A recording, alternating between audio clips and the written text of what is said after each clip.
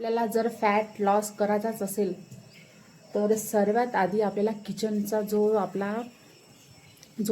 किचनमध्ये जे तेल आहे त्या तेलापासून सर्वात पहिले आपण बचाव केला पाहिजे. कसा?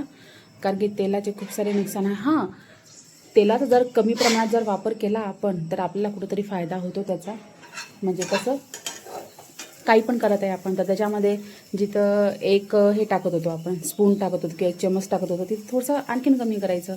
म्हणजे तिथून छोट्या छोट्या गोष्टीतून मोठी सुरुवात करायची. तर आता हे बघा घेतलेली आहे, क्वांटिटी पण कमी आहे आणि तेलाची पण क्वांटिटी खूप कमी आहे.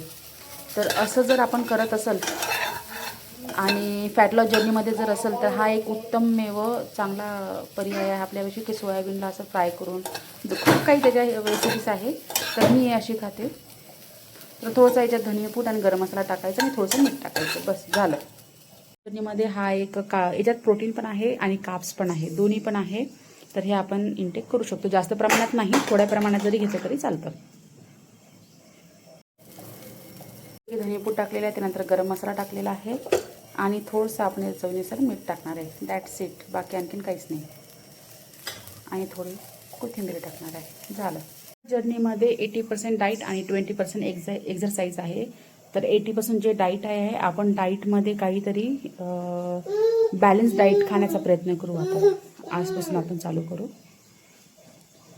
तर हा फॅट लॉस जर्नीमध्ये सर्वात मोठा रोल आहे. तो रोल आहे आपण काय खातो ते महत्त्वाचं नाही. महत्त्वाचं हे आहे की आपण ते किती इंटेक करतो, किती खातो.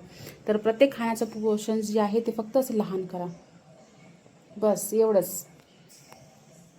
प्लेटही लहान करा आणि पोर्शन पण लहान करा आणि तोंडावर थोडंफार कंट्रोल करा, बस होऊन जाईल काही दिवसात.